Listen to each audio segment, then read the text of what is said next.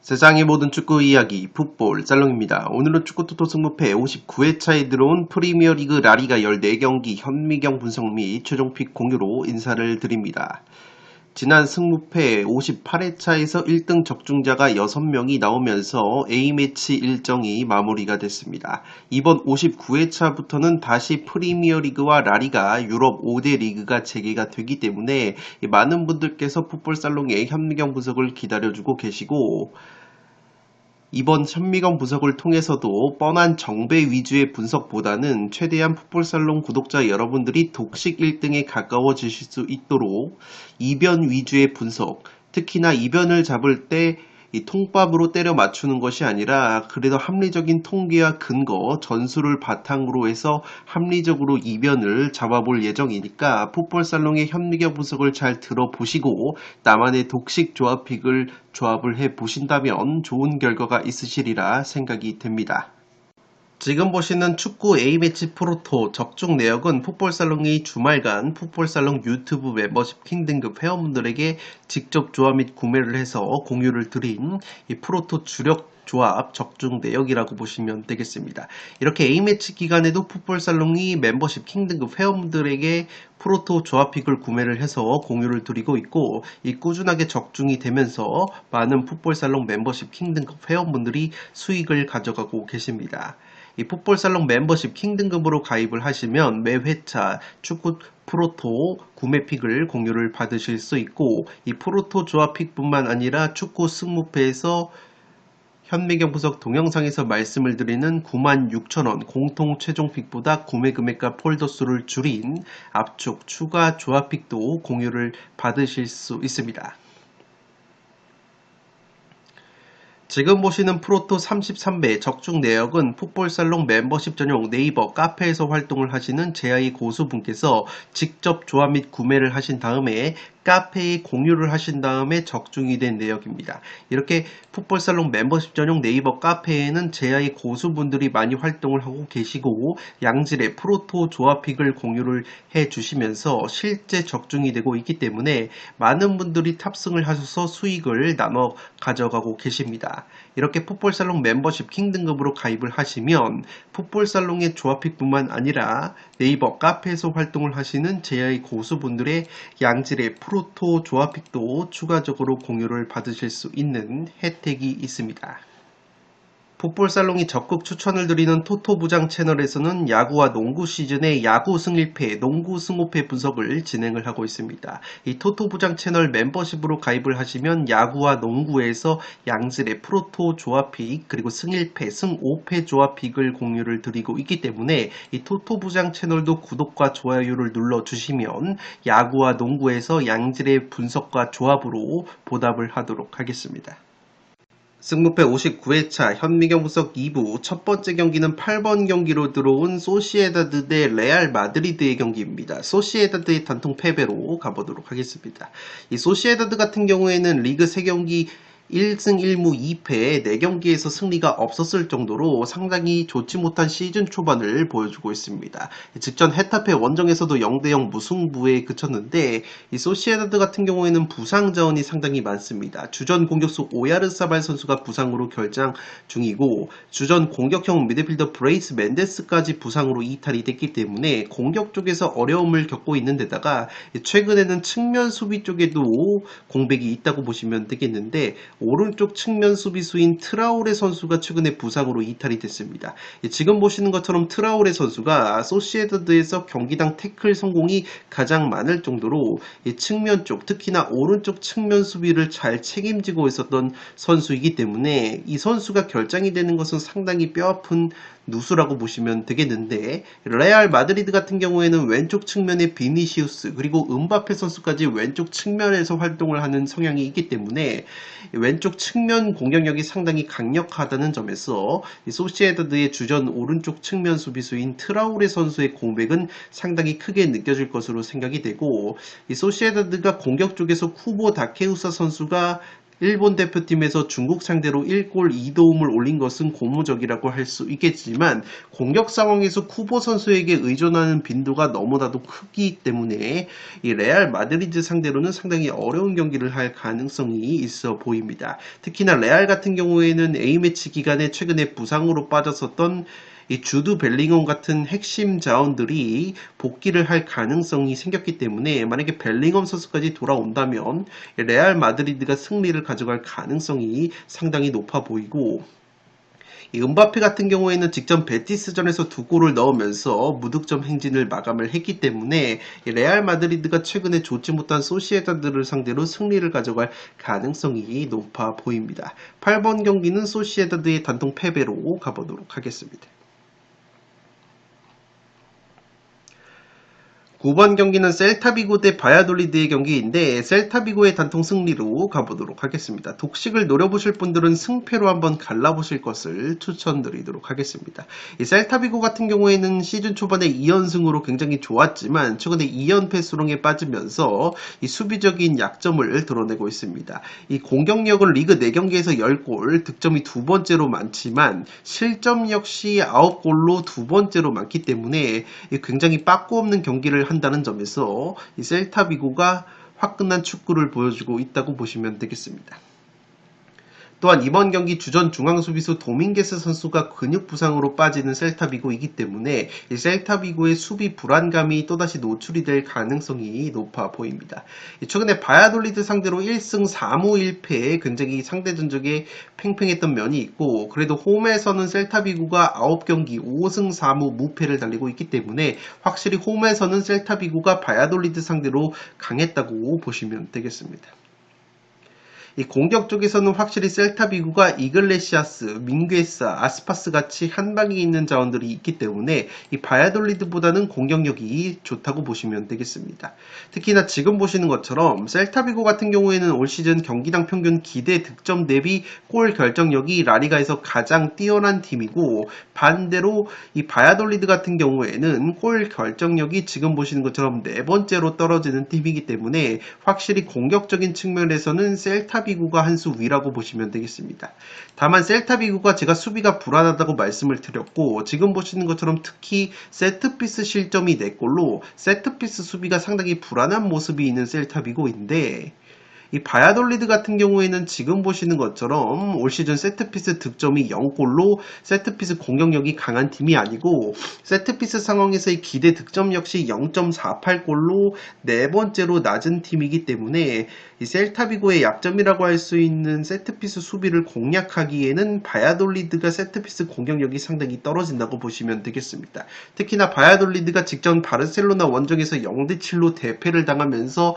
바야돌리드 역시 수비적인 약점을 드러낸 바 있기 때문에 이 경기는 양팀 모두 수비에 약점이 있는 상황에서는 그래도 공격력이 훨씬 뛰어난 셀타비고가 홈발을 받으면서 승리를 가져갈 가능성이 조금은 있지 않나 싶습니다. 9번 경기는 셀타비고의 단통 승리로 갔는데 독식 픽으로는 승패로 갈라보실 것을 추천드리도록 하겠습니다.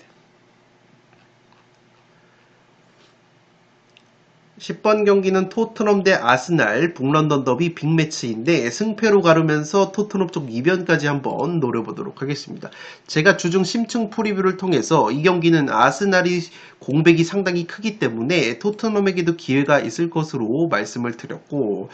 가장 큰 공백이 아스날 같은 경우에는 플레이메이커 웨데고르 선수가 부상으로 빠진다는 점입니다. 지금 보시는 것처럼 웨데고르 선수가 선발 출전을 했을 때와 하지 않았을 때 아스날이 승률 차이가 굉장히 심한데, 웨데고르 선수가 선발 출전을 했을 때는 승률이 66%,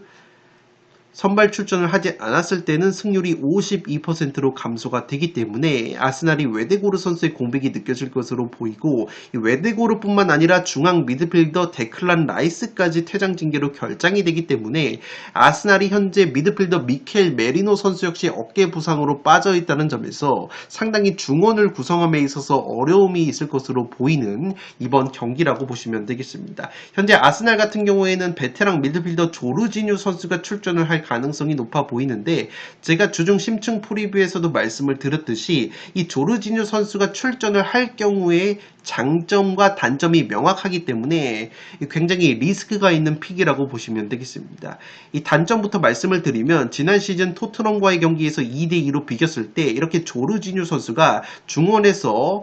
이 토트넘의 메디슨 선수에게 압박을 당했고, 메디슨 선수에게 공을 빼앗기면서 손흥민 선수가 득점으로 연결하는 장면이 나왔었기 때문에, 확실히 조르지뉴 선수 같은 경우에는 상대의 압박이 세게 들어왔을 때 당황을 하면서 공을 빼앗기는 약점이 있다고 보시면 되겠고, 토트넘 같은 경우에는 프리미어리그에서 가장 압박 라인이 높은 팀이기 때문에 이 조르지뉴 선수가 선발 출전이 된다면 이 조르지뉴 쪽에서 문제가 터질 가능성이 상당히 있다고 보시면 되겠습니다. 다만 만약에 조르지뉴 선수가 압박을 당하기 전에 넓은 공간에서 전방을 주시하면서 넓은 시야를 확보를 했을 때는 이 조르지뉴 선수가 전방으로 뿌리는 롱패스, 스루패스 한 방이 상당히 날카롭기 때문에 이 토트넘의 광활한 수비 뒷공간을 이렇게 롱패스 한 방으로 뚫어내면서 아스날이 역습으로 득점을 만들어내는 그림도 그려볼 수 있기 때문에 아스날도 충분히 기회가 있는 경기라고 생각이 됩니다.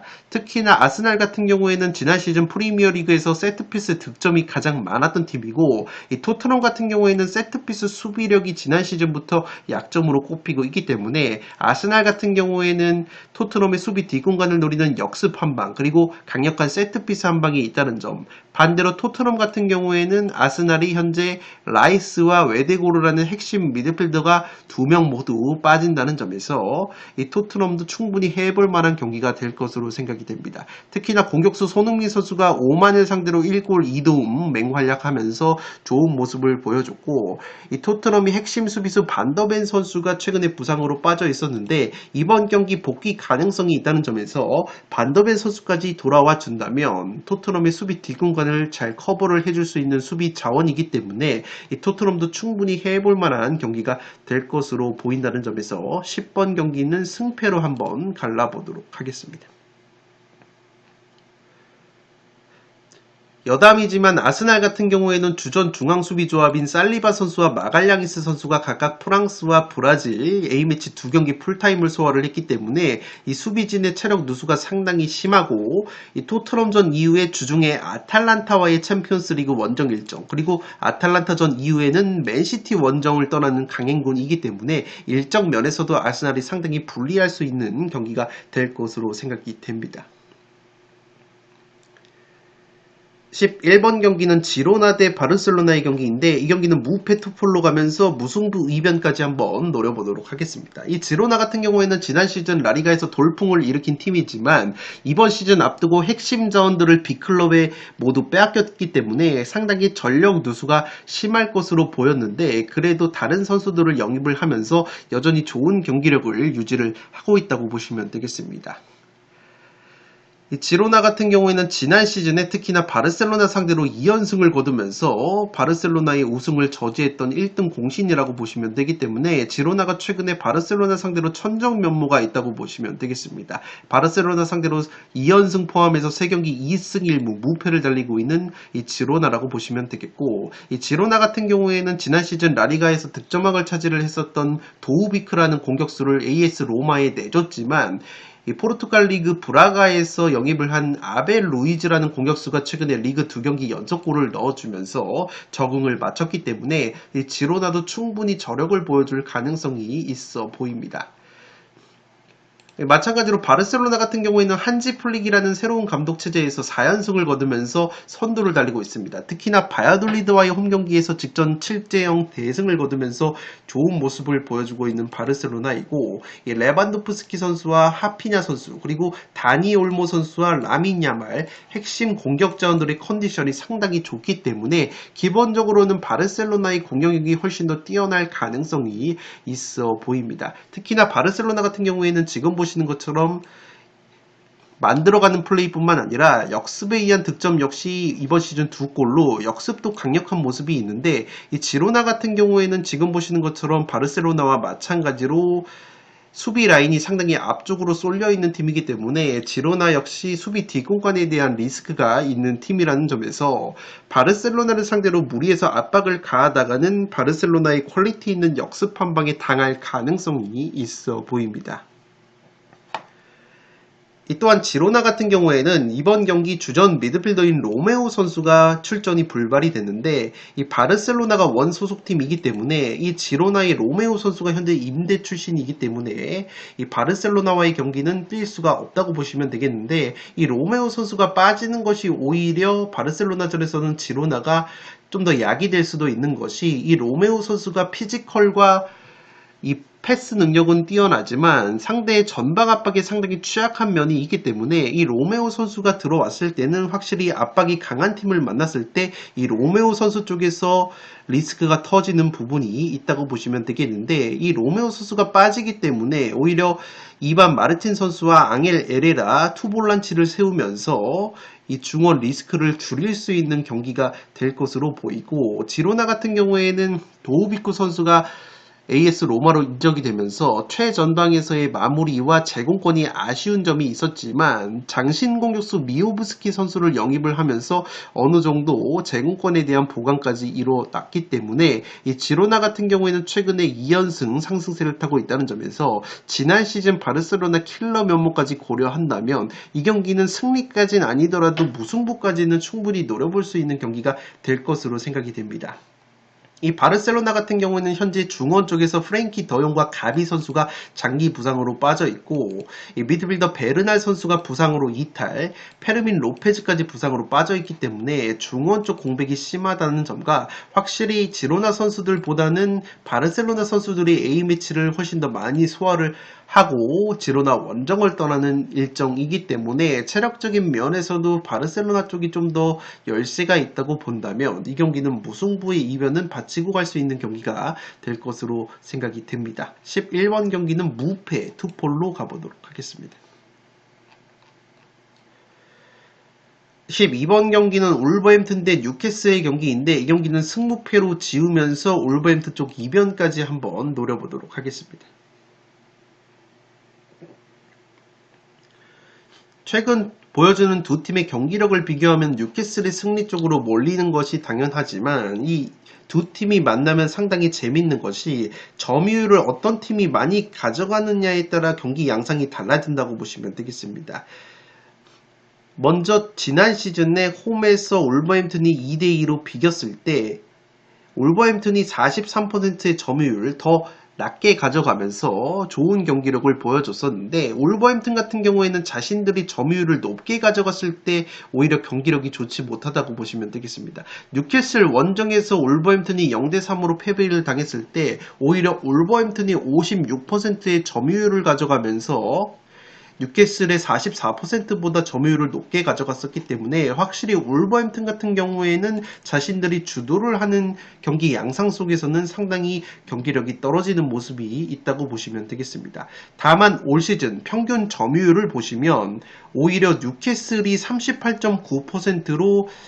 울버햄튼의 45%보다 평균 점유율이 낮기 때문에 이 경기는 만약에 또다시 홈팀 울버햄튼이 점유율을 높게 가져가면서 자신들이 주도하는 축구를 하려고 한다면 뉴캐슬의 퀄리티 있는 역습 한 방이 나오면서 이 뉴캐슬이 좀 더 좋은 경기를 할 가능성이 있어 보입니다. 다만 뉴캐슬의 평균 점유율 38% 같은 경우에는 조금 함정이 있는 것이 이 뉴캐슬이 사우스햄튼과의 홈 개막전에서 한 명이 퇴장을 당하면서 사우스햄튼에게 점유율을 70% 이상 헌납을 했었던 경기가 있기 때문에 그러한 통계 때문이라도 점유율이 굉장히 낮게 잡히고 있다는 점은 유념을 해 주시기 바랍니다. 다만 그것을 제외하더라도 뉴캐슬 같은 경우에는 직전 토트넘과의 경기에서도 승리를 거뒀을 때 이 토트넘에게 점유율을 내주고 특유의 역습 한 방을 보여주면서 굉장히 재미를 봤었기 때문에 이번 경기 역시 울버햄튼에게 의도적으로 점유율을 조금 내주고 자신들이 역습을 가져가는 구도를 만들 수 있는 팀이기 때문에 뉴캐슬이 충분히 해볼 만한 경기가 될 것으로 보이고 이 뉴캐슬 같은 경우에는 알렉산더 이삭 선수가 최근에 좋은 골 감각을 보여주고 있기 때문에 주전 중앙수비수 파비안 셰어 선수까지 징계 복귀가 가능하다는 점에서 이 뉴캐슬에게도 충분히 기회가 있는 경기라고 생각이 되고, 다만 최근 상대전적 면에서는 홈에서 울버햄튼이 뉴캐슬 상대로 6경기 1승 5무 무패, 무승부가 상당히 많았다는 점에서 울버햄튼 역시 특유의 홈빨과 자신들이 점유율을 낮게 가져가는 구도가 형성이 된다면 충분히 좋은 모습을 보여줄 것으로 생각이 됩니다. 특히나 울버햄튼 같은 경우에는 황희찬 선수가 뉴캐슬 상대로 최근에 2경기 2골로 뉴캐슬 킬러 면모가 있는데, A매치 기간에 오만을 상대로 황희찬 선수가 득점포 포함해서 굉장히 좋은 모습을 보여줬기 때문에 황희찬 선수의 뉴캐슬 킬러 면모까지 나와준다면 울버햄튼도 홈에서 저력을 보여줄 가능성이 있어 보입니다. 12번 경기는 승무패로 지어보도록 하겠습니다.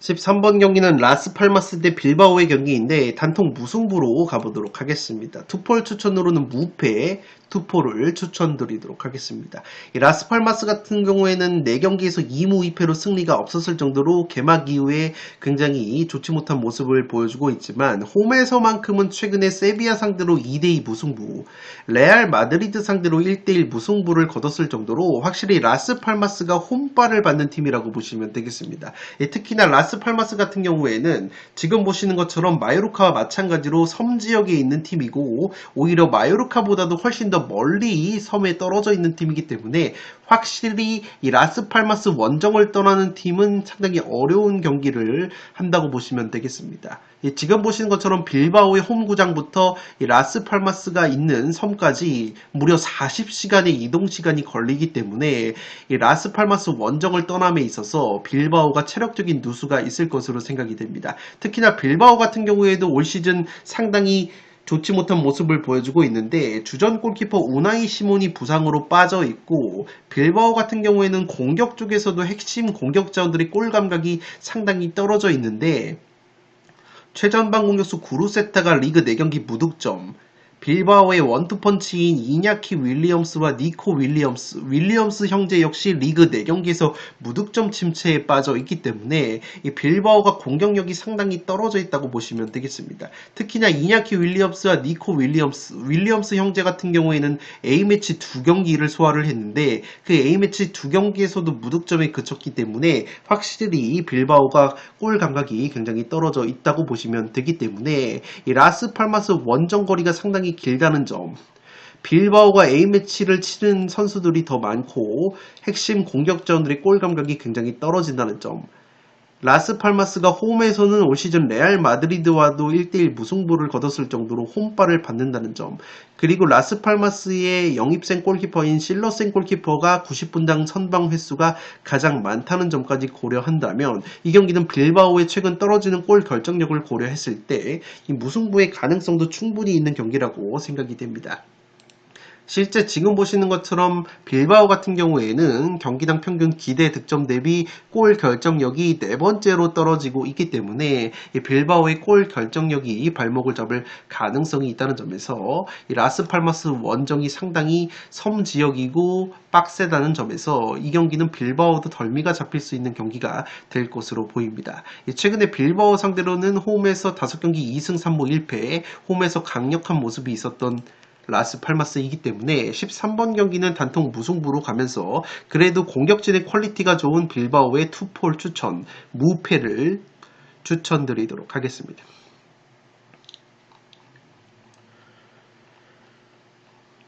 마지막 경기는 아틀레티코 마드리드 대 발렌시아의 경기인데, 아틀레티코 마드리드의 단통 승리로 가보도록 하겠습니다. 독식을 노려보실 분들은 무승부 이변까지 받쳐보실 것을 추천드리도록 하겠습니다. 이 발렌시아 같은 경우가 최근에 굉장히 좋지 못합니다. 4경기에서 1무 3패, 라리가 최하위로 쳐져 있고, 설상가상으로 발렌시아가 이번 경기 핵심 공격수인 우고 두로 선수가 근육 부상으로 결장, 주전 측면 공격수 라파 미르까지 팀 내 징계로 결장이 되기 때문에 가뜩이나 빈공을 보여주고 있는 발렌시아가 핵심 공격수 2명까지 빠지게 된다면 아틀레티코 상대로 승리를 노리기에는 굉장히 어려운 경기가 될 가능성이 있어 보입니다. 특히나 지난 시즌 리그 13골을 넣으면서 발렌시아에서 가장 많은 득점을 올렸었던 우고 두로 선수가 근육 부상으로 빠지는 것이 발렌시아가 가장 큰 누수라고 보여지고, 그나마 발렌시아 같은 경우에는 세트피스 상황에서 지금 보시는 것처럼 두 골을 넣으면서 강력한 세트피스 모습을 보여주고 있지만, 아틀레티코가 세트피스 실점이 올 시즌 0골로 여전히 뛰어난 세트피스 수비를 보여주고 있기 때문에 수비적인 면에서도 아틀레티코가 유리한 면이 있을 것으로 생각이 됩니다. 또한 지금 보시는 것처럼 아틀레티코 같은 경우에는 최근에 홈에서 발렌시아 상대로는 패배가 없었습니다. 홈에서 10경기 기준 발렌시아 상대로 8승 2무 무패를 달리고 있기 때문에 이 발렌시아의 전력 누수와 최근에 좋지 못한 경기력, 아틀레티코의 홈발까지 고려한다면 아틀레티코의 무난한 승리가 그려지지만, 제가 독식픽으로 무승부까지 말씀을 드리는 이유는 아틀레티코가 종종 이렇게 무난한 승리가 예상이 되는 1점대 정배당을 홈에서 받았을 때 무승부로 부러지는, 특히나 상대가 헤타페나 발렌시아 같은 저력이 있는 팀을 만났을 때는 허무하게 무승부로 통수를 치는 경향이 있다고 보시면 되겠고, 최근에 에스파뇰과의 홈 경기에서도 아틀레티코가 슈팅을 굉장히 많이 때렸음에도 불구하고 에스파뇰 골키퍼의 선방에 막히면서 0대0 무승부로 통수를 쳤던 기억이 있기 때문에, 그러한 통수 전력까지 고려한다면 이 경기는 독식픽으로는 무승부까지 한번 이변을 노려볼 수 있는 경기가 될 것으로 생각이 되기 때문에 14번 경기는 아틀레티코의 단통 승리로 가면서 독식픽으로는 승무를 추천드리도록 하겠습니다. 네, 이것으로 승무패 59회차에 들어온 1번부터 14번 경기 14경기 모두 분석을 해드렸습니다. 영상이 도움이 되신 분들은 좋아요와 구독 버튼을 눌러주시면 풋볼살롱 채널에 크나큰 힘이 됩니다. 구독 버튼 옆에 종 모양의 알림 설정을 해주시면 그 누구보다 빠르게 양질의 축구, 승무패, 프로토 관련 분석 컨텐츠를 만나보실 수 있습니다. 지금까지 풋볼살롱이었습니다. 감사합니다.